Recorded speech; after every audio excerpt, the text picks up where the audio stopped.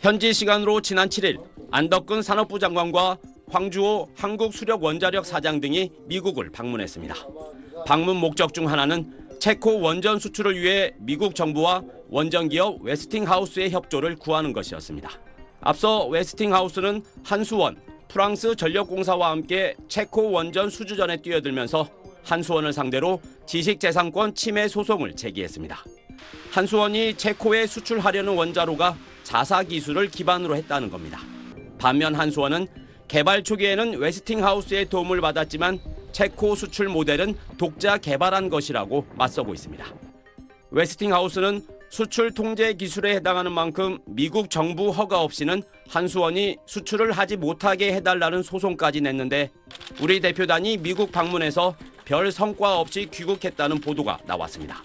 원자력 기술은 핵무기를 만들 수 있는 우려가 있기 때문에 원천 기술 국가로부터 다른 국가로 넘어갈 때는 미국 정부의 동의를 필요로 합니다. 이에 대해 대통령실 관계자는 분쟁의 원만한 해소를 지원하기 위해 미국 정부와 논의 중이라며 체코 원전 수출에 차질이 없도록 긴밀히 협의해 나갈 예정이라고 밝혔습니다. 체코 원전 최종 계약 시한은 내년 3월. 한수원이 향후 제3국에 대한 원전 수출에서 웨스팅하우스와의 협력을 약속하는 방식 등으로 분쟁을 원만히 해결할 것이란 관측도 제기되고 있습니다. SBS 김지성입니다. 미국 원전 기업인 웨스팅하우스가 최근 체코 원전 사업자로 한국수력 원자력이 선정된 것과 관련해서 체코 반독점 사무소에 항소를 제기했다고 발표했습니다. 웨스팅하우스는 체코 원전 건설 사업을 놓고 한수원과 프랑스 전력공사와 경쟁했다가 선정되지 못하고 탈락한 회사입니다. 웨스팅하우스는 한수원이 체코에 수출하려는 원자로는 자신들의 기술을 기반으로 한 것이라면서 한수원이 관련 기술을 체코 측에 이전할 권리가 없다고 주장했습니다. 또 관련 기술을 수출하는 데 필요한 미국 정부 승인도 자신들만 얻을 수 있다고 주장했습니다.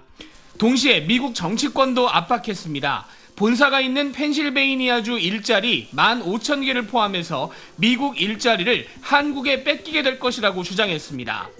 펜실베이니아는 이번 대선에서 승패를 가를 중요한 격전지로 민주당과 공화당 모두 공을 들이고 있는 지역입니다.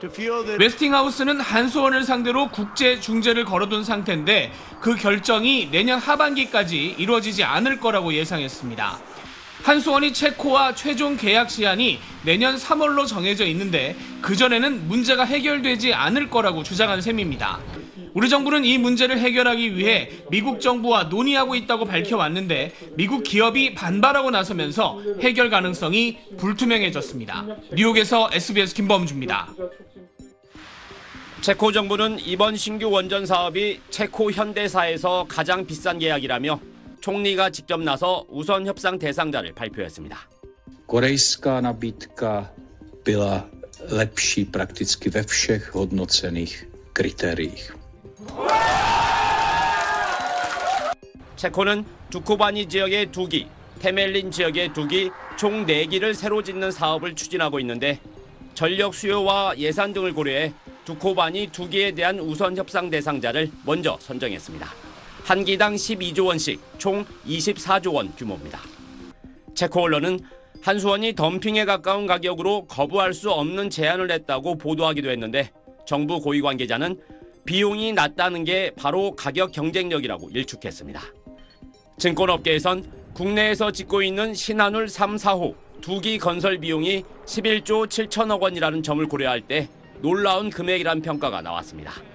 아랍에미리트 바라카 원전 사업에서 입증된 것처럼 주어진 예산으로 정해진 기간 안에 원전을 건설할 수 있는 한수원의 능력이 우선 협상 대상자 선정의 결정적인 요인으로 꼽힙니다. 체코 현지 기업을 원전 건설에 60% 정도 참여시키고 발전기 기술 이전 등 다양한 산업 협력 방안을 제시한 것도 큰 역할을 한 걸로 알려졌습니다.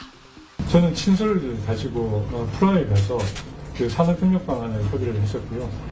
체코가 테멜린 지역에 검토 중인 원전 2기의 추가 건설을 확정할 경우 이 역시 한수원이 우선 협상권을 갖게 된다고 정부는 설명했습니다.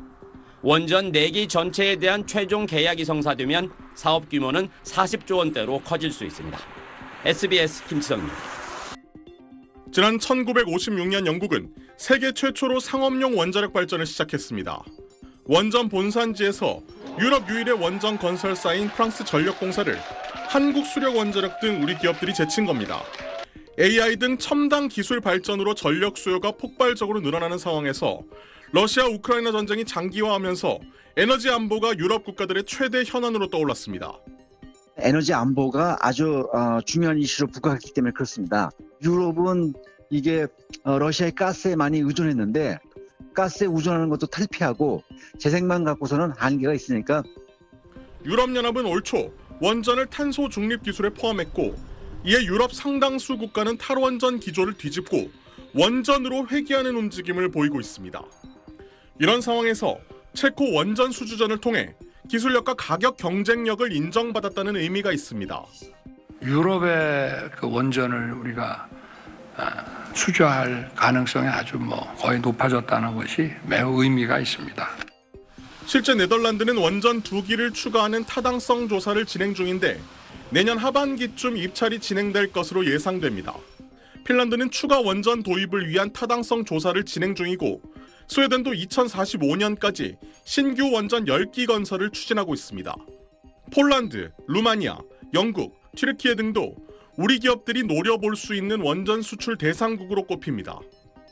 동구, 그다음에 그 중부 유럽 나라들, 그런 나라들은 원자력이 많지는 않습니다만 기존에 돌리던 원자력을 또 추가하기 위해서 한두 기씩을 발주를 하려고 하고 있습니다. 세계 원자력 협회는 2035년까지 글로벌 원전 시장은 대형 원전과 소형 모듈 원전, 원전 해체 등 모두 1,653조 원 규모에 이를 것으로 전망하고 있습니다. SBS 소환욱입니다.